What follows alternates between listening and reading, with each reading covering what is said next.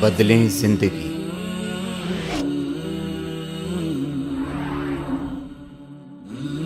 زیتون T V.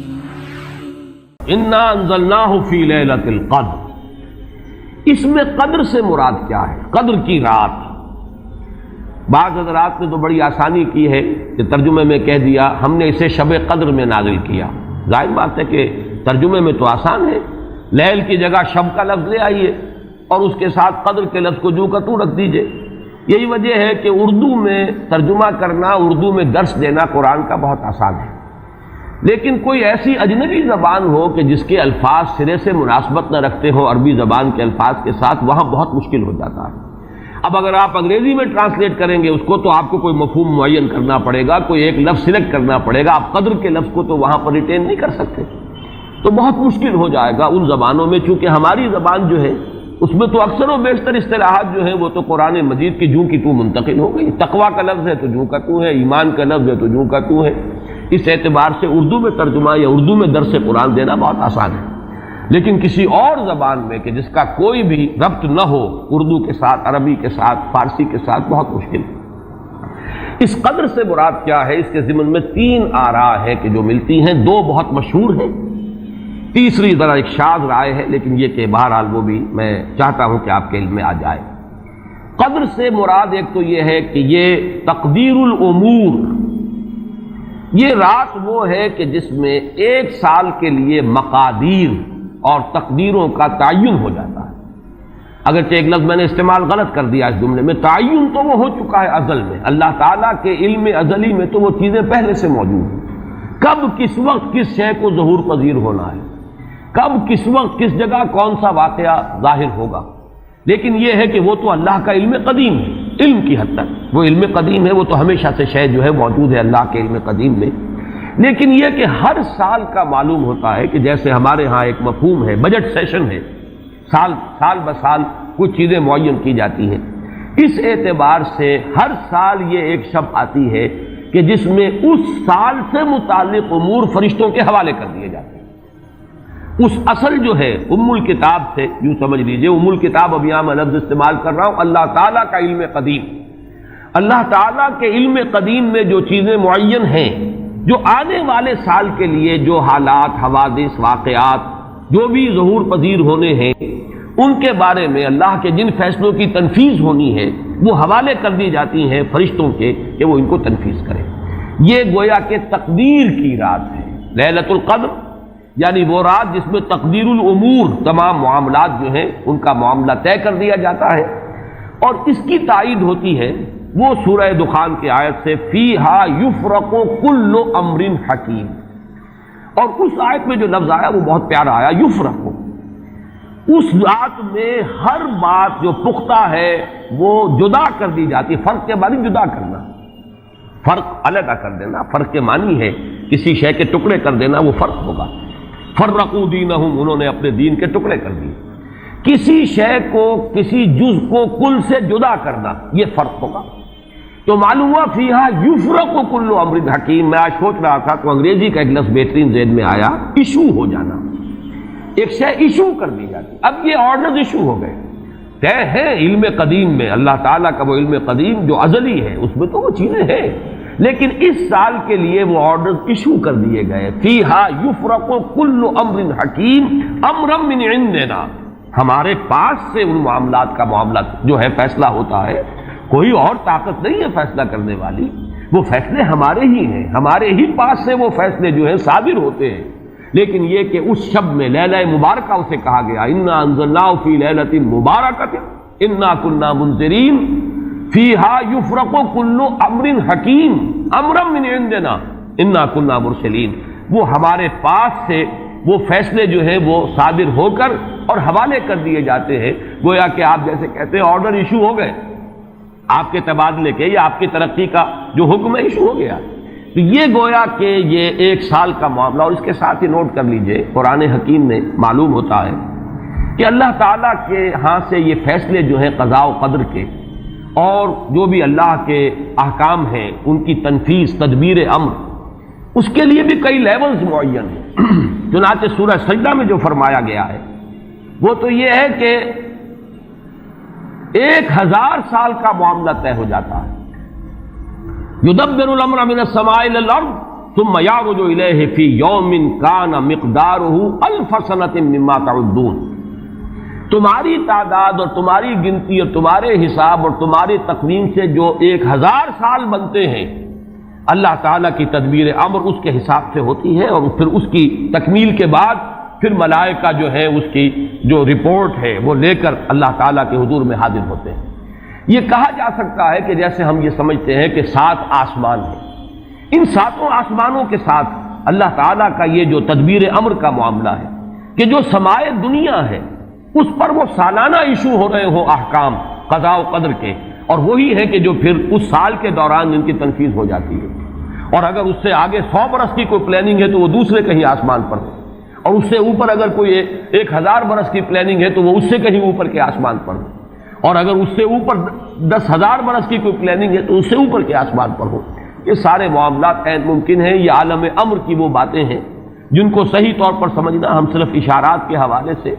کوئی دھندلا سا تصور قائم کر سکتے ہیں کہ قرآن ایک طرف یہ بھی کہہ رہا ہے یدبر الامر من السماء الى الارض ثم يعرج الیہ فی یوم کان مقدارہ 1000 سنۃ مما تعدون. سورہ معارج میں یہ بھی ہے تعرج الملائکۃ والروح الیہ فیہا، اس میں فی یوم کان مقدارہ 50,000 سنہ، 50,000 برس کا بھی ایک دن ہے اللہ کا. تو ہو سکتا ہے کہ ان تمام مختلف درجہ بدرجہ جو تدبیر امر کے فیصلے اللہ کی طرف سے حکمت الہی اور علم الہی سے جن چیزوں کا کہ ایشو ہو رہا ہو، جس کے کہ احکام صادر ہو رہے ہوں، وہ بھی درجہ بدرجہ ہو. اور یہ جو ہے سمائے دنیا پر یہ ایک سالانہ جو ہے نظم اس کا قائم ہو، اور اس کے حوالے سے فرشتوں کو جو اس دنیا کے فرشتے ہیں جو یہاں پر تنفیذ امر کی جو خدمت ہے اس پر معمور ہیں ان کے حوالے کر دیے جاتے ہیں. تو ایک رائے تو میں نے عرض کی کہ قدر سے مراد تقدیر، کہ یہ رات جو ہے تقدیر الامور کی رات ہے. تمام جو امور ہیں ان کے مقادیر، ان کی تعیین، ان کے بارے میں اللہ تعالیٰ کے احکام جو ہے ان کا ایشو ہو جانا. ایک رائے یہ ہے کہ یہ قدر سے مراد ہے قدر و منزلت، اونچا رتبہ، علو شان، منزلہ اور شرف. اب اس کی تائید ہوتی ہے، معلوم ایسا ہوتا ہے کہ یہ دونوں باتیں تو بیک وقت جو ہے مراد ہیں. اسی لیے میں نے کہا یہ دونوں اقوال بہت مشہور بھی ہیں،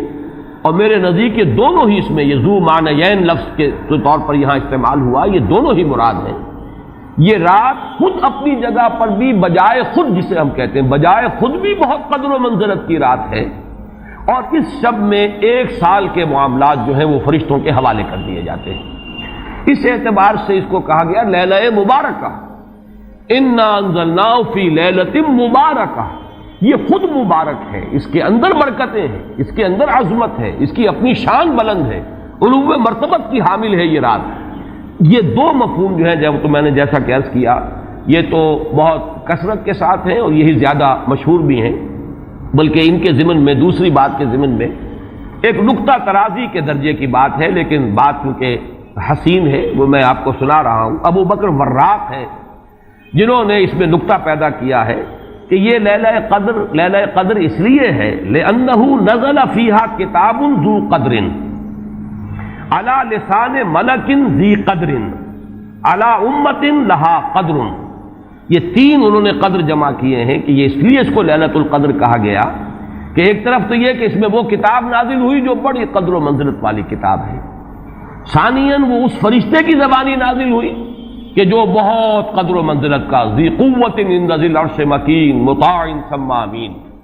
پھر اس امت کے لیے اس کی تنزیل ہو رہی ہے جس کی بڑی قدر و منزلت ہے اللہ کے ہاں.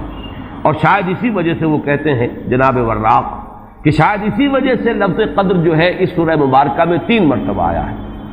انا انزلناہ فی لیلۃ القدر وما ادراک ما لیلۃ القدر لیلۃ القدر خیر من الف شہر. لیکن جیسا کہ میں نے عرض کیا ہے یہ بس ایک نقطے کے حد تک ہے، ایک دلچسپ نقطہ ہے، میں نے اس کا تذکرہ کر دیا ہے. ایک تیسرا مفہوم جو شاذ ہے جو لیا گیا قدر سے کہ قدر کا ایک مفہوم ہے تنگی کا بھی، جیسے کہ سورۃ الفجر میں ہم پڑھ چکے ہیں فَأَمَّا الْإِنسَانُ إِذَا مَا ابْتَلَاهُ رَبُّهُ فَأَكْرَمَهُ وَنَعَّمَهُ فَيَقُولُ رَبِّي أَكْرَمَنِ وَأَمَّا إِذَا مَا ابْتَلَاهُ فَقَدَرَ عَلَيْهِ رِزْقَهُ فَيَقُولُ رَبِّي أَهَانَنِ. انسان کا معاملہ عجیب ہے کہ جب اس کا رب اس کا امتحان لیتا ہے، اسے آزماتا ہے نعمتیں دے کر، عزت دے کر، تو کہتا میرے رب نے مجھے عزت دے دی، اور جب اس کا رب اس کو آزماتا ہے اس پر رزق کو تنگ کر کے، تو وہ کہتا میرے رب نے مجھے ذلیل کر دیا۔ تو یہاں پر جو تنگی کا مفہوم ہے قدر میں، تو ایک مفہوم یہ لیا گیا ہے کہ یہ لیلۃ القدر لیلۃ الضیق ہے، اور یہ اس لیے کہ اس زمین پر اتنی کثرت سے، اتنی کثیر تعداد میں فرشتے نازل ہوتے ہیں کہ تنگی پیدا ہو جاتی ہے۔ اب ظاہر بات ہے کہ یہ اس عالم ارواح کے ساتھ مناسبت رکھنے والے لوگ، جن کی اپنی روحیں جو ہیں وہ اس درجے لطیف ہوں کہ کچھ مناسبت ان کو پیدا ہو گئی ہو، صرف ان کا ایک ادراک ہو سکتا ہے، باقی یہ کہ جہاں تک لفظ کا تعلق ہے اس میں اس کی گنجائش موجود ہے۔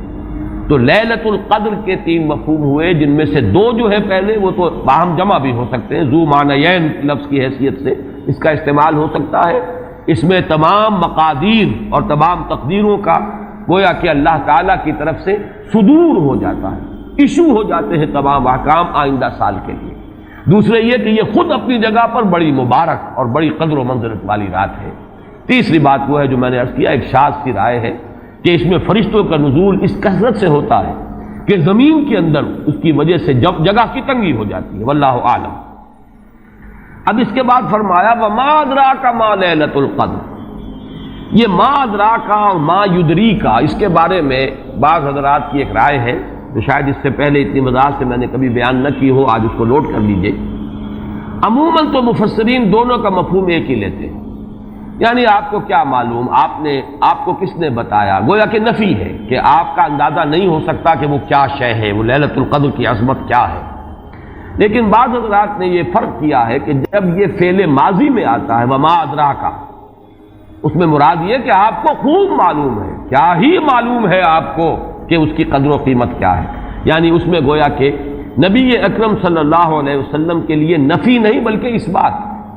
القارعہ وما ادراک ما القارعہ، القارعہ ما القارعہ وما ادراک ما القارعہ، گویا کہ اس بات ہوتا ہے کہ آپ کو خوب معلوم ہے کہ قارعہ کیا ہے۔ لیکن یہ کہ جہاں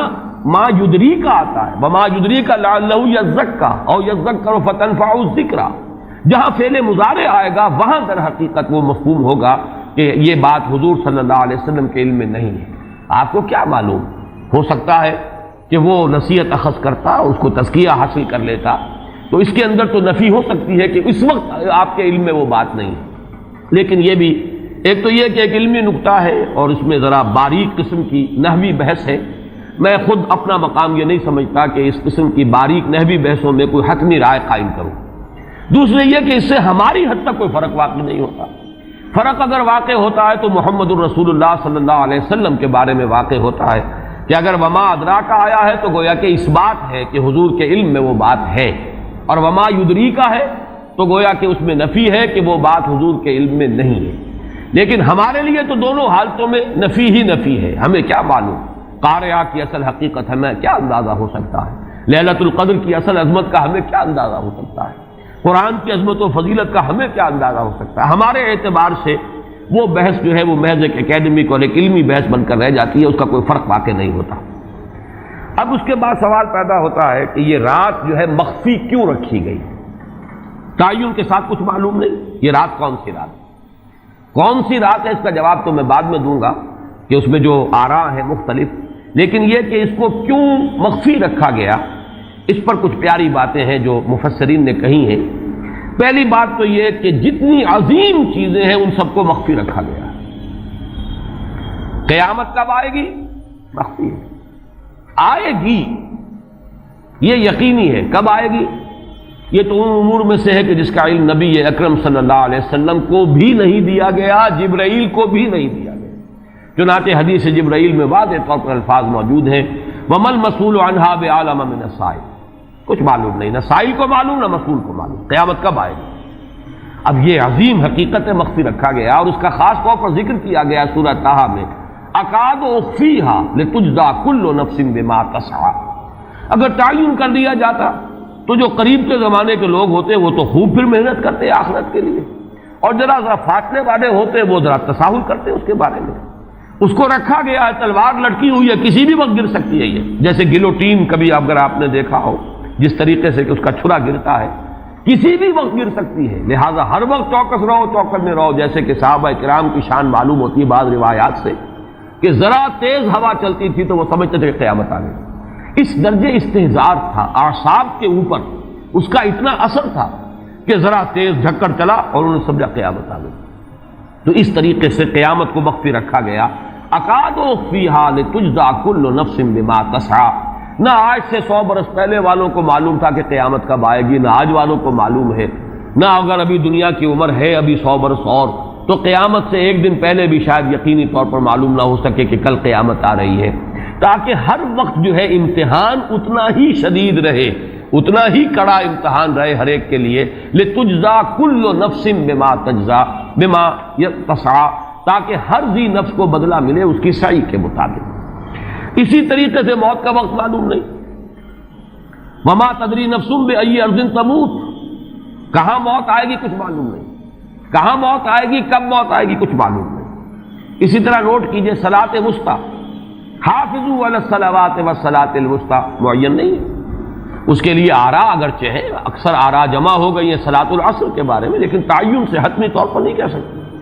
یہ رائے بھی ہے کہ کوئی بھی معین نہیں، تمام نمازیں جو ہیں وہ صلاۃ وسطیٰ کے حکم میں ہیں۔ بہترین نماز،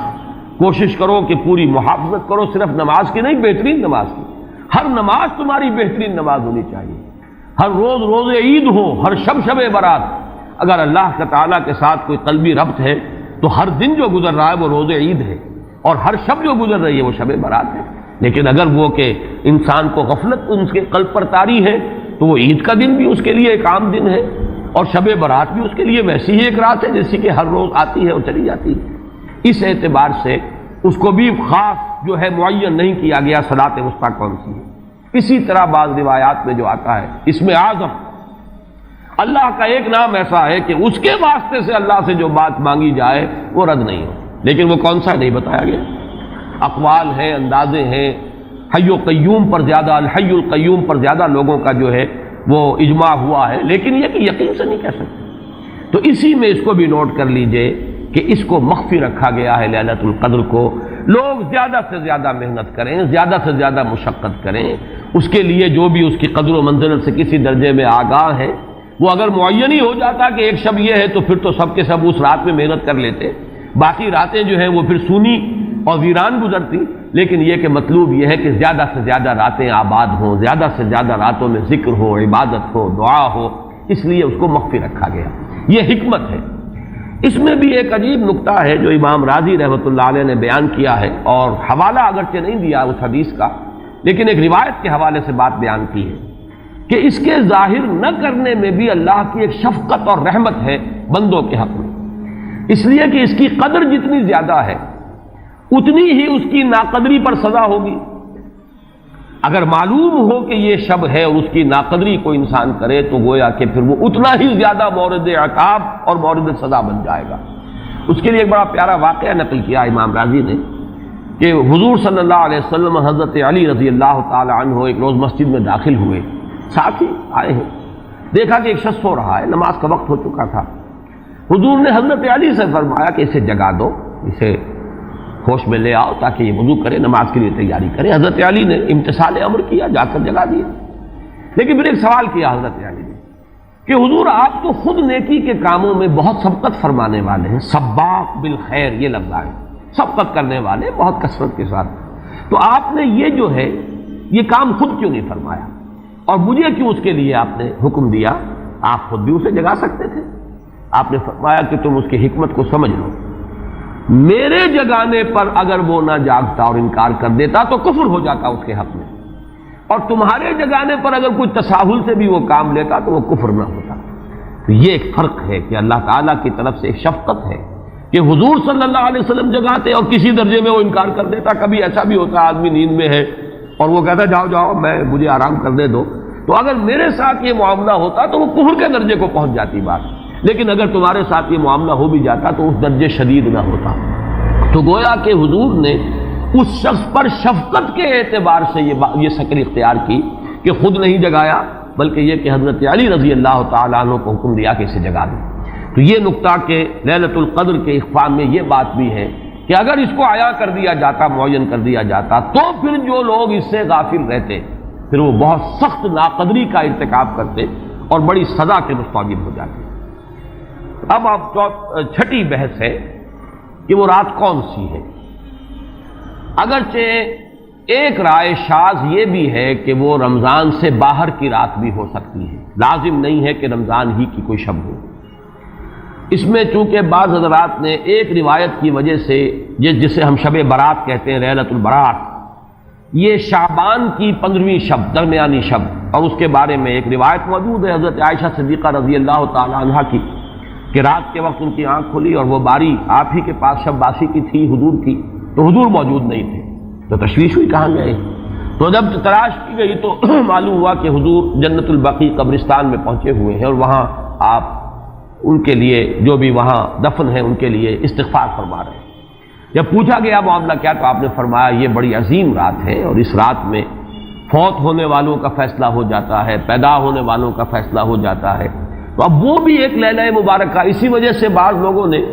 وہ جو سورہ دخان کی ابتدائی آیات ہیں انا انزلناہ فی لیلۃ مبارکۃ، اس کو محمول کیا ہے اسی رات پر کہ جس کو ہم شب برات کہتے ہیں اپنی عام اصطلاح میں، لیلۃ البرات اسے عربی میں کہا جاتا ہے۔ برات کے معنی کسی کا چھٹکارا پا لینا۔ یہ شب برات جو ہے وہ برات شادی والی برات نہیں ہے، بلکہ یہ برات کا لفظ ہے عربی زبان کا، جو ہمارے ہاں وہ غلط العام میں برات شب برات بن گیا ہے۔ برات، برات من اللہ ورسولہ، جو سورہ برات کا پہلا لفظ ہے کہ چھٹکارا پانا، کہ وہ رات بھی ایسی ہے کہ اس میں انسان استغفار کرے اور اللہ تعالیٰ سے اپنے گناہوں کی معافی مانگے تو اپنے آپ کو جہنم سے چھٹکارا دلا سکتا ہے، وہ شب برات ہے۔ اس اعتبار سے کچھ لوگوں نے گمان کیا کہ شاید لیلۃ القدر اور لیلہ مبارکہ اس حدیث کی روح سے وہی شب ہے، وہ ظاہر بات ہے کہ خارج از رمضان مبارک ہے، اور یہ کہ اس کے علاوہ بھی بعض آراء ہیں، لیکن یہ آراء جو ہے شاذ کے درجے میں۔ میں یہ کہہ سکتا ہوں کہ تقریباً اجماع ہے اس پر کہ یہ رات رمضان مبارک ہی کی ایک رات ہے۔ اس کی دلیل ایک تو یہ کہ القرآن یفسر بعضہ بعضا کے اصول کے مطابق قرآن مجید کے اندر سورہ بقرہ میں یہ واضح کر دیا گیا شہر رمضان الذی انزل فیہ القرآن، رمضان مبارک کا مہینہ وہ ہے کہ جس میں قرآن نازل کیا گیا، اور یہاں فرمایا انا انزلناہ فی لیلۃ القدر، ہم نے اس کو اتارا ہے لیلۃ القدر میں۔ ان دونوں کو جوڑیے تو اس کا ایک لا محالہ جو ایک انیویٹیبل رزلٹ نکلتا ہے وہ یہی ہے کہ یہ لیلۃ القدر رمضان مبارک میں۔ دوسری اس کی تائید ہوتی ہے وہ مشہور حدیث جس کو الحمدللہ کہ ہم نے بہت عام کیا ہے، رمضان مبارک کی آمد سے قبل کوشش ہوتی ہے ہر سال جو ہے اس کی یاد دہانی کرا دی جائے۔ ایک طویل خطبہ جو حضور نے دیا تھا، خطبنا رسول اللہ صلی اللہ علیہ وسلم فی آخر یوم من شعبان، یہ حضرت سلمان فارسی رضی اللہ تعالیٰ عنہ سے مروی ہے کہ حضور نے شعبان کے آخری دن ہمیں خطبہ ارشاد فرمایا، یا ایھا الناس قد اظلکم شہر عظیم شہر مبارک شہر فیہ لیلۃ خیر من الف شہر، لوگوں آگاہ ہو جاؤ، تم پر ایک بہت مبارک مہینے نے، بڑی عظمت والے مہینے نے سایہ کر دیا ہے، سایہ فگن ہو گیا ہے تم پر ایک مہینہ جو بڑی عظمت والا ہے، شہر عظیم جو بڑی برکت والا ہے، شہر مبارک، اور تیسرا جملہ اس میں یہی ہے شہر فیہ لیلۃ خیر من الف شہر، وہ مہینہ کہ جس میں ایک رات وہ بھی ہے کہ جو 1000 مہینوں سے افضل ہے۔ ان دونوں چیزوں کے حوالے سے تقریباً دلائل بھی موجود ہیں، اور ویسے یہ کہ جیسا کہ میں عرض کر چکا ہوں اجماع ہے کہ یہ رمضان مبارک ہی کی ایک شب ہے۔ لیکن رمضان مبارک کی کون سی شب ہے، اس پر بعض مفسرین نے تو لکھا ہے کہ 40 قول ہیں۔ چنانچہ صاحب تفسیر مظہری قاضی ثناء اللہ پانی پتی نے، میں نے وہ تفصیل تو نہیں پڑھی، کہ 40 قول نقل کیے، لیکن امام راضی نے جو 9 قول نقل کیے ہیں وہ میں تیزی کے ساتھ آپ کو سنا دیتا ہوں۔ ابن رزین رحمہ اللہ کا قول یہ ہے کہ رمضان کی پہلی شب ہے۔ حضرت حسن بصری رحمۃ اللہ علیہ یہ ہے تابعین میں سے، اس لیے میں رضی اللہ عنہ نہیں کہہ رہا، رحمۃ اللہ علیہ، حضرت حسن بصری رحمۃ اللہ علیہ کی رائے ہے کہ یہ 17ویں شب ہے، یعنی وہ شب کہ پھر جس کے اگلے دن جو ہے وہ غزوہ بدر ہوا ہے، یوم الفرقان۔ حضرت انس رضی اللہ تعالی عنہ مرفوعاً روایت کرتے ہیں کہ یہ 19ویں شب ہے۔ محمد بن اسحاق جو بہت بڑے سیرت نگار ہیں حضور کے، ان کا قول ہے کہ یہ 21ویں شب ہے۔ حضرت عبداللہ ابن عباس رضی اللہ تعالی عنہما سے قول جو ہے مروی ہے کہ یہ 23ویں شب ہے۔ حضرت عبداللہ ابن مسعود رضی اللہ تعالی عنہ سے مروی ہے کہ یہ 24ویں شب ہے، اور اس کو میں ذرا اہمیت دیتا ہوں اس لیے کہ 24ویں شب جو ہے سورہ علق کی ابتدائی آیات کے نزول کے ضمن میں کچھ حساب کتاب کے جوڑنے سے 24ویں اور 25ویں شب کا بھی معاملہ جڑتا ہے، جو کہ میں نے آپ کو سورہ علق کے درس کے دوران بتایا تھا۔ اس کے بعد حضرت ابو ذر غفاری رضی اللہ تعالیٰ عنہ کا قول ہے کہ یہ 25ویں شب ہے۔ اس کے بعد حضرت ابی ابن کعب رضی اللہ تعالیٰ عنہ کا قول ہے، یہ وہ ہے جن کو کہ حضور نے خود فرمایا کہ اقرأہم ابی ابن کعب، قرآن مجید کے سب سے بڑے قاری حضرت ابی ابن کعب ہیں رضی اللہ تعالیٰ عنہ، اور ان کے بھی سینے پر آپ نے تھپکی دی تھی کہ ایک سوال کیا آپ نے کہ سب سے عظیم سورت کون سی ہے، اور جب انہوں نے صحیح جواب دے دیا سورہ فاتحہ، تو پھر یہ کہ اس پر حضور نے تھپکی دی کہ تمہیں اللہ تعالیٰ نے بہت صحیح مناسبت عطا کی ہے علم کے ساتھ۔ ان کی اور صحابہ میں سے بہت سے لوگوں کی رائے، یہاں تک کہ یہ کہا جا سکتا ہے کہ بقیہ اقوال جو ہیں وہ شاذ کے درجے میں ہیں، اور یہ گویا کہ اگر اجماع نہ کہا جائے تو بہت حد تک اتفاق کے درجے میں ہے کہ یہ 27ویں شب ہے۔ اور اس 27ویں شب کے ضمن میں حضرت عبداللہ ابن عباس سے ایک روایت میں پہلے آپ کو بتا چکا ہوں کہ 23ویں شب، لیکن 27ویں شب کے ضمن میں جو مختلف روایات حضرت عبداللہ ابن عباس رضی اللہ تعالی عنہما سے مروی ہیں، ان میں بھی کچھ لطیف نکات ہیں، وہ میں بعد میں بیان کروں گا۔ اس کے بعد ایک شاذ قول اور بھی ہے کہ یہ 29ویں شب ہے۔ تو یہ گویا کہ 9 ہیں اقوال، جن میں سے بعض جلیل القدر صحابہ کے ہیں، عبداللہ ابن مسعود، ابو ذر غفاری، ابن عباس، ابی ابن کعب، لیکن یہ ہے کہ سب سے زیادہ جو اتفاق اگر اجماع نہ کہا جائے تو 27ویں شب پر ہے۔ اس 27ویں شب کے بارے میں حضرت عبداللہ ابن عباس نے 3 نکتے بیان کیے۔ ایک نکتہ تو یہ ہے کہ یہ پوری سورہ مبارکہ جو ہے سورۃ القدر، اس میں 30 الفاظ ہیں،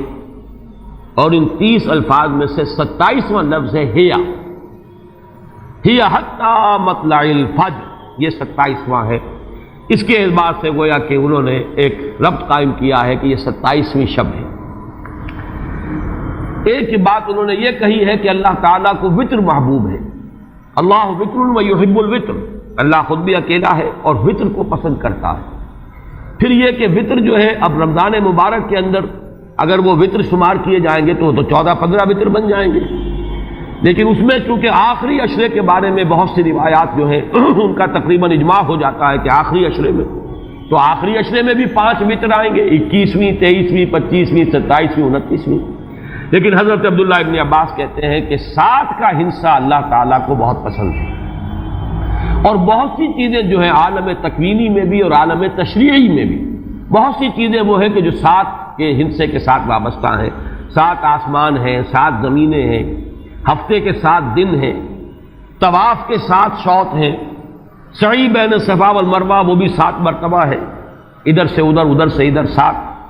اسی طریقے سے سجدے کے اعضاء بھی 7 ہیں، تو اس سے انہوں نے پہلے وطر اور وطر کے بعد 7 کا ہندسہ، رمضان کے آخری عشرے کی وطر راتیں اور ان میں 7ویں رات یعنی 27ویں شب، وہ اپنے اس حساب کتاب سے بھی، اور جب انہوں نے یہ بات بیان کی تو حضرت عمر رضی اللہ تعالی عنہ نے ان کی تحسین کی ہے۔ آخری بات اور بھی کہی گئی ہے کہ لیلۃ القدر جو ہے اس کے اندر حروف کو اگر شمار کیا جائے تو 9 بنتے ہیں، اور یہ لیلۃ القدر اس سورہ مبارکہ میں 3 مرتبہ آیا ہے۔ انا انزلناہ فی لیلۃ القدر وما ادراک ما لیلۃ القدر لیلۃ القدر خیر من الف شہر، اس اعتبار سے بھی 3 کو ضرب دی جائے 9 سے تو وہ بھی 27 کا عدد بنتا ہے۔ بہرحال یہ میں نے جیسا کہ عرض کیا تھا کہ ان کا کوئی تعلق نہ صرف سے ہے، نہ نحو سے ہے، نہ روایات سے، لیکن بہرحال حضرت عبداللہ ابن عباس کا ایک ذوق ہے، اس کو آپ ذوقی باتیں بھی کہہ سکتے ہیں، لیکن یہ کہ حضرت عبداللہ ابن عباس کی ذوقی بات ہے، لہذا اس کا کم سے کم تذکرہ ہو جانا چاہیے۔ ایک بحث یہ ہے کہ اہی باقیۃ ام لا، کیا یہ رات جو اس کی عظمت تھی یہ باقی ہے یا صرف وہی رات جو تھی جس میں کہ قرآن مجید نازل کیا گیا وہی عظمت کی حامل تھی؟ انا انزلناہ فی لیلۃ القدر، یا یہ کہ اب بھی ہر سال یہ رات آ رہی ہے تو اسی عظمت کی حامل ہے، اسی قدر و منزلت کی، اسی برکت کی حامل ہے؟ اس پر بھی تقریباً ایک اجماع ہے کہ یہ لیلۃ القدر باقی ہے، ہر سال آتی ہے۔ اس کے ضمن میں بلکہ میں چاہتا ہوں کہ اپنے قول کی تصحیح کر دوں کہ میں ایک رائے میں نے ابتدائی دور میں بیان کی ہے اپنے بعض خطبات میں، تقاریر میں، اور وہ جیسا کہ ایک خطیبانہ انداز ہوتا ہے، قرآن مجید کی عظمت کے بیان کے ضمن میں یہ باتیں، یہ بھی نقطے کے درجے کی باتیں ہوتی تھی اور وہ میں بیان کرتا رہا ہوں کہ قرآن ہے اصل عظمت کی حامل شے۔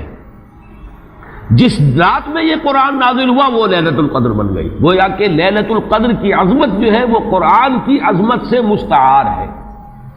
جس مہینے میں یہ نازل ہوا وہ مذہب جو ہے، وہ مہینہ جو ہے مبارک ہو گیا، شہر المبارک، اور وہ مہینہ جو ہے وہ روزے کی عظیم عبادت کے لیے مختص کر لیا گیا۔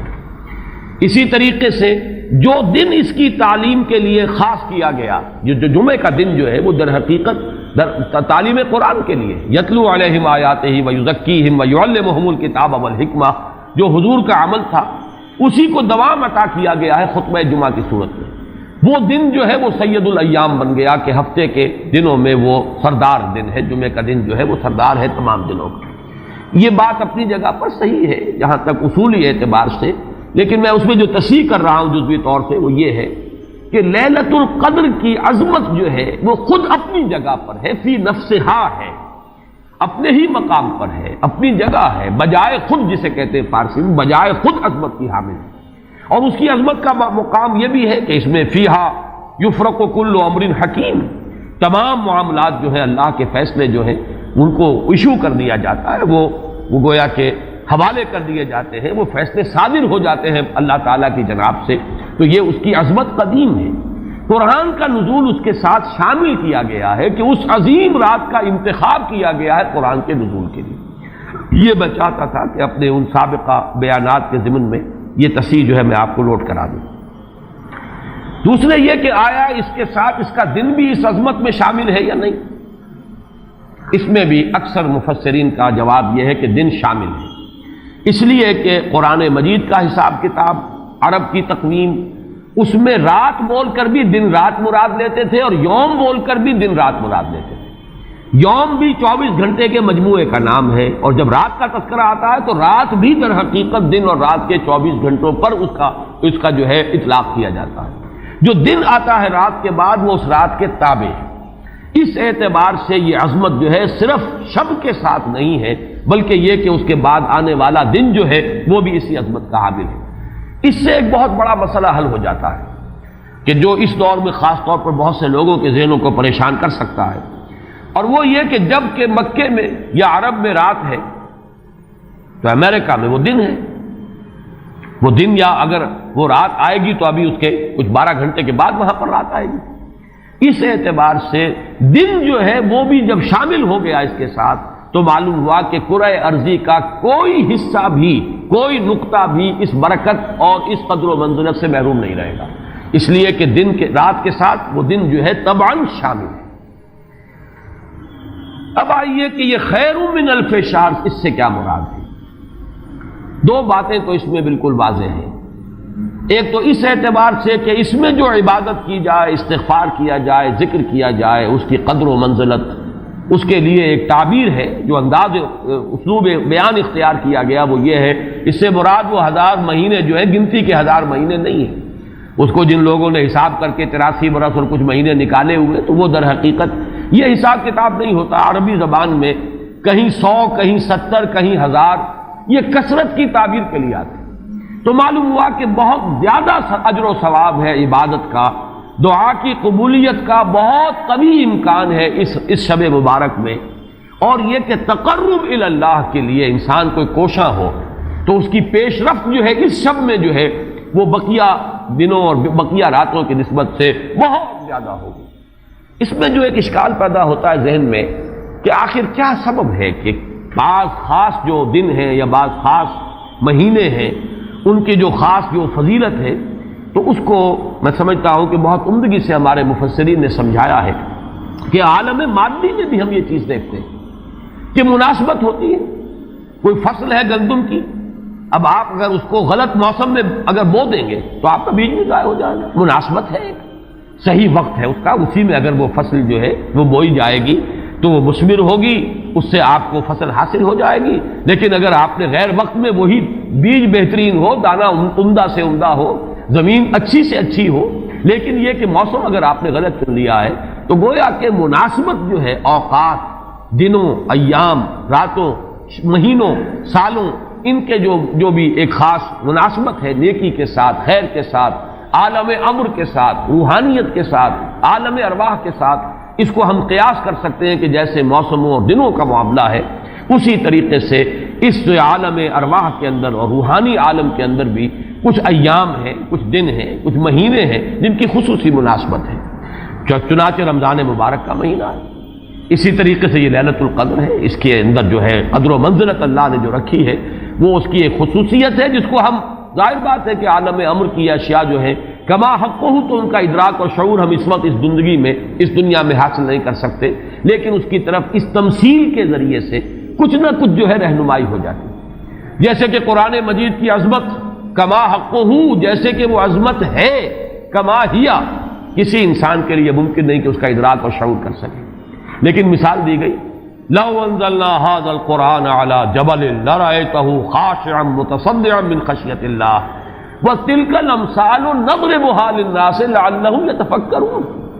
یہ مثالیں ہم بیان کر دیتے ہیں لوگوں کے لیے کہ جو معاملات، جو امور، جو لطیف حقائق ان کے ادراک و شعور سے ماوراء ہیں، بلندتر ہیں، اس کا کوئی اجمالی اور کوئی مبہم خاکہ تو ان کے ذہن میں آ ہی جائے ایک تمثیل کی مدد سے۔ اس اعتبار سے اس مادی عالم میں بھی جو موسموں کے اثرات اور ان کی مناسبت یا عدم مناسبت کسی کام کے ساتھ ہے، اس کے حوالے سے ہم سمجھ سکتے ہیں کہ اللہ تعالیٰ نے خاص گھڑیاں، خاص ساعات، جیسے فرمایا گیا کہ جمعے کے دن ایک خاص ساعت ایسی ہے، اب دیکھیے اس کو بھی شمار کر لیجئے، وہ بھی مخفی رکھی گئی ہے کہ وہ ساعت کون سی ہے۔ ایک خاص ساعت ہے کہ اگر کوئی شخص دعا کرے گا اس گھڑی میں تو وہ رد نہیں ہوگی، لیکن اسے خفیہ رکھ دیا گیا۔ بعض حضرات کے خیال میں دونوں خطبوں کے درمیان جو وقت ہو جبکہ امام بیٹھتا ہے یہ وقفہ ہے وہ خاص ساعت، بعض حضرات کے نزدیک وہ نماز کے ادا ہونے سے لے کر عصر تک کا وقفہ ہے۔ لہذا بہت سے حضرات کو آپ نے دیکھا ہوگا کہ وہ جمعے کے روز نماز جمعہ ادا کرنے کے بعد سے عصر تک مسجد میں قیام کرتے ہیں، ذکر اور تلاوت اس میں مشغول رہتے ہیں۔ بعض حضرات کے نزدیک اس سے مراد ہے اذان ہونے سے نماز کے ادا ہو جانے تک، اذا نودی للصلاۃ من یوم الجمعۃ فاسعوا الی ذکر اللہ وذروا البیع اور فاذا قضیت الصلاۃ فانتشروا فی الارض، ان دونوں کے مابین جو وقت ہے وہ گویا کہ اس کا، لیکن اس کو بھی مخفی رکھ دیا گیا۔ وہ جو میں نے کچھ لسٹ گنوائی تھی کہ عظمت والی چیزوں کو اللہ نے چھپایا ہے، اسے مخفی رکھا ہے، اسی میں اس کو بھی شامل کر لیجئے کہ ایک گھڑی ہے جمعے کے دن، ایک وقت ہے، ایک ساعت ہے، اس میں جو دعا کی جائے قبول ہو جائے گی۔ اسی طریقے سے یہ لیلۃ القدر ہے، اسی طریقے سے اور مختلف چیزیں۔ تو لیلۃ القدر خیر من الف شہر تنزل الملائکۃ والروح فیہا باذن ربہم من کل امر، نازل ہوتے ہیں فرشتے اور الروح، اگرچہ الروح کے بارے میں اس کا مصداق کیا ہے بہت سے اقوال ہیں، لیکن یہاں پر اکثر و بیشتر مفسرین جو ہے متفق ہیں کہ یہاں مراد حضرت جبرائیل علیہ الصلوۃ والسلام، فرشتوں میں ان کے چونکہ ایک خاص مقام ہے، بہت اونچا ان کا مقام ہے، کہا جا سکتا ہے سید الملائکہ، تمام فرشتوں کے وہ سردار ہیں۔ یہی وجہ ہے کہ وہی ہے قرآن کے نازل کرنے والے۔ یہ عظیم اللہ کا پیغام جو ہے، نوع انسان پیام آخری حامل وہ رحمت للعالمین، تو اس کے لانے والے بھی جو ہے وہ فرشتوں میں، جیسے کہ میں نے وہ آیات آپ کو اس سے پہلے بھی سنائی کہ انہ لقول رسول کریم ذی قوت عند ذی العرش مکین مطاع ثم امین۔ اب یہ ساری مدح جو ہو رہی ہے، تعریف ہو رہی ہے حضرت جبرائیل علیہ السلام کی، تو یہ گویا کہ عطف الخاص علی العام کی ایک مثال ہے۔ تمام ملائکہ، الملائکہ بہت سے ملائکہ، اور یہاں پہ اس سے اندازہ کیجئے کہ معلوم ہوتا ہے بہت کثیر تعداد میں ملائکہ ہیں جن کا نزول ہوتا ہے۔ وہ جو میں نے قدر کا ایک مفہوم بیان کیا گیا تھا کہ اتنے ملائکہ آتے ہیں کہ زمین پر جگہ نہیں رہتی، اور لیلۃ القدر سے مراد لیلۃ الضیق ہے کہ ملائکہ کے لیے اس کا، چونکہ ابھی حال ہی میں مجھے تجربہ ہوا ہے کہ جب ہم نے طواف وداع کیا ہے تو وہ ہم نے دیکھا ہے ضیق کی وہ کیفیت جو ہے، وہ تنگی کہ وہاں پر جگہ جو ہے آدمی کا سانس لینا مشکل ہو جاتا ہے، اس درجے تنگی۔ تو اب یہ تو ایک عالم مادی کا ضیق تھا جو ہم دیکھا ہے، جس کا ہمیں تجربہ ہو گیا۔ عالم ارواح میں فرشتوں کا ضیق، کہ اتنے فرشتے نازل ہو جائیں کہ ان کو تنگی محسوس ہو، ان کو اپنے لیے جگہ نہ مل رہی ہو زمین پر، تو یہ بھی ایک مفہوم ہے۔ تنزل الملائکۃ والروح، نازل ہوتے ہیں فرشتے اور جبرائیل، بالخصوص حضرت جبرائیل علیہ الصلوۃ والسلام، فیہا اس شب میں، بِإِذْنِ رَبِّهِمْ مِنْ كُلِّ أَمْرٍ سلام، وہ اپنے رب کے اذن سے۔ اس میں گویا کہ وہ جڑ کاٹی جا رہی ہے، جیسا کہ میں نے بارہا بیان کیا ہے کہ ایمان بالملائکہ ہی بگڑ کر مشرکانہ نظام کی شکل اختیار کر لیتا ہے۔ یہ دیویوں اور دیوتاؤں کا تصور جو دنیا میں ہے، گاڈز اینڈ گاڈیسز، اور یہ جو بھی عربوں کے ہاں تھا آلہہ کا تصور، یہ در حقیقت فرشتوں کا تصور ہے جو بگڑ گیا۔ ہم جانتے ہیں فرشتہ پہاڑوں کا ایک فرشتہ ہے، ملک الجبال، جو حضور کی خدمت میں حاضر ہوا تھا یوم طائف کو، اگر آپ مجھے حکم دیں میں ان پہاڑوں کو آپس میں ٹکرا دوں اور جن لوگوں نے آپ کے ساتھ یہ زیادتی کی ہے وہ سرمے کی طرح پس کر رہ جائیں۔ ملک الجبال ایک فرشتہ ہے کہ جو پہاڑوں پر معمور ہے، اسی کو کہہ دیا گیا پہاڑوں کا دیوتا۔ فرق کیا ہے ملک الجبال اور پہاڑوں کا دیوتا میں؟ فرق کیا ہے؟ دیوتا کے ساتھ تصور یہ کہ اسے کچھ اختیار حاصل ہے، جبکہ فرشتوں کے بارے میں جو صراحت قرآن کرتا ہے ان کے بارے اختیار کوئی نہیں۔ یفعلون ما یؤمرون، وہ وہی کچھ کرتے ہیں جس کا انہیں حکم دیا جاتا ہے۔ لا یعصون اللہ ما امرهم ویفعلون ما یؤمرون، وہ اللہ کے کسی حکم کی نافرمانی نہیں کرتے، وہی کرتے ہیں جس کا ان کو حکم ہوتا ہے۔ اور وہ آیت جو میں نے پہلے بھی آج سنائی ہے، حضرت جبرائیل نے حضور کے اس شکوے یا گلے کے جواب میں جو بھی کہا، اپنی وضاحت پیش کی، ما نتنزل الا بامر ربک، اے نبی، اے محمد صلی اللہ علیہ وسلم، آپ کا شوق اپنی جگہ، لیکن ہم نازل نہیں ہو سکتے آپ کے رب کے اذن کے بغیر، آپ کے رب کے حکم کے بغیر، ہمارا اختیار نہیں ہے۔ اور وہ مقام اس اعتبار سے عظیم ترین مقام ہے قرآن مجید کا، ضربۃ السلام ہے، لہو ما بین ایدینا وما خلفنا وما بین ذالک، اللہ ہی کا اختیار ہے اس پر بھی جو ہمارے سامنے ہے، اللہ کے اختیار میں ہے وہ بھی جو ہمارے پیچھے ہے، اور اللہ کے اختیار میں وہ بھی جو ان دونوں کے مابین ہے۔ اب ان دونوں کے مابین کیا ہے؟ میرے آگے یہ سب کچھ ہے، میرے پیچھے یہ سب کچھ ہے، میرے آگے اور پیچھے کے مابین کون ہے؟ میں ہوں۔ گویا کہ ملائکہ بالکلیہ اللہ کے اختیار میں، ان کا کوئی اختیار جو ہے اپنا نہیں ہے، اگرچہ بہت ملائکہ مقربین ہے، مقام بہت بلند ہے، نوری مخلوق ہے۔ چنانچہ مسلم شریف میں حضرت عائشہ صدیقہ رضی اللہ تعالی عنہا سے روایت موجود ہے کہ اللہ نے فرشتوں کو نور سے پیدا کیا، نوری الخلق، نوری الاصل، پھر یہ کہ مقربین، اللہ کے بہت قریب قرب رکھنے والے، لیکن اختیار نہیں، جو حکم ملتا ہے۔ بس یہ بات پیش نظر رہے تو ایمان بالملائکہ جو لازم ہے ہمارے ایمانیات کا جزو لا ينفک ہے۔ آمنت باللہ وملائکتہ وکتبہ ورسلہ والیوم الآخر والقدر خیرہ وشرہ من اللہ تعالی والبعث بعد الموت، ایمان باللہ کے فوراً بعد ایمان بالملائکہ ہے، لازم ہے۔ لیکن یہ کہ ذرا سا دیکھیے بال برابر ادھر سے ادھر ہو جانے سے وہ جو ہے کہ رفتم کے خارج پاکشم محمل نہا شد از نظر، یک لحظہ غافل گشتم و 100 سال راہم دور شد، ایک لحظے کی غفلت جو ہے وہ 100 سال کی دوری ڈال دیتی ہے راستے کے اندر، ایک لحظے کی ذرا سی یہ لغزش جو ہے، اگر ان ملائکہ کے بارے میں یہ تصور قائم ہو جائے کہ یہ بھی صاحب اختیار ہے تو ٹھیک ہے، پھر کچھ دنڈوت ہونی چاہیے، پھر کچھ چڑھاوے چڑھانے چاہیے، پھر ان سے دعائیں کرنی چاہیے، ان سے استغاثہ ہونا چاہیے، ان کو پکارا جانا چاہیے۔ وہ سارا کا سارا شرک کا جو تومار ہے اب اس کے لیے پورا جواز پیدا ہو گیا اگر ذرا سی یہ علمی غلطی ہو جائے۔ تو اسی لیے یہاں پر خاص طور پر تنزل الملائکۃ والروح فیہا بإذن ربہم، اپنے رب کے اذن سے نازل ہوتے، از خود نازل نہیں ہوتے۔ یہی بات ہے کہ جو وہاں فرمائی گئی ہے اس سورہ مبارکہ میں، فیہا یفرق کل امر حکیم امرا من عندنا، ہمارے پاس سے وہ امر جاتا ہے، کسی اور کا اختیار نہیں ہے، امرا من عندنا، اس کا فیصلہ ہم کرتے ہیں، یدبر الامر ہم ہیں، تدبیر امر ہم کرتے ہیں، فیصلہ کرنے والے ہم ہیں، حکم دینے والے ہم ہیں، تقدیر کا تعین کرنے والے ہم ہیں، اس کے لیے حکم ایشو کرنے والے ہم ہیں۔ تو فرمایا امرا من عندنا انا کنا مرسلین، اور ہم ہی ہیں کہ جو بھیجنے والے ہیں، اپنے فرشتوں کو بھیجتے ہیں تنفیذ امر کے لیے، اپنے رسولوں کو بھیجتے ہیں لوگوں کو خبردار کرنے کے لیے، جو کہ اگلی صورت کا مقصد ہے، جو مرکزی مضمون ہے کہ مقصد رسالت ہے کیا۔ تو فرمایا تنزل الملائکۃ والروح فیہا باذن ربہم من کل امر. اب دیکھیے کل امر کس طرح یہ الفاظ جو ہے ایک دوسرے کے ساتھ ان دونوں مقامات کے جو ٹیلی کر رہے ہیں. انا انزلناہ فی لیلۃ القدر، انا انزلناہ فی لیلۃ مبارکۃ. قدر اور مبارک یہ دونوں ایک دوسرے کے مقابل میں آ گئے. یہاں فرمایا من کل امر تنزل الملائکۃ والروح فیہا باذن ربہم من کل امر. وہاں فرمایا فیہا یفرق کل امر حکیم امرا من عندنا انا کنا مرسلین. اس شب میں ایشو ہو جاتے ہیں تمام معاملات، تمام فیصلے، اور ہوتے ہیں ہمارے پاس سے. یہ غالباً جو ہمارے ہاں جو فیصلے عدالتی فیصلے ہوتے ہیں ان میں بھی خاص الفاظ آتے ہیں کہ یہ عدالت کا اپنا فیصلہ ہے، یا ہم اپنے فیصلے سے یہ بات جو ہے اس کا تعین کر رہے ہیں. تو امرا من عندنا یہ ہمارا فیصلہ ہمارے پاس سے اس کی تعین ہوتی ہے. سلام ہی حتی مطلع الفجر. سلام میں ایک تو یہ بات کہ نحوی اعتبار سے کہ اس کا مبتدا محذوف ہے، وہ سلامتی ہی سلامتی ہے. اور سلام کے دو معنی کیے گئے ہیں. ایک تو جو سلام کا یا سلامتی کا ذریعہ بنے. یہ رات سلامتی کی رات ہے، اس رات میں سلامتی حاصل کی جا سکتی ہے،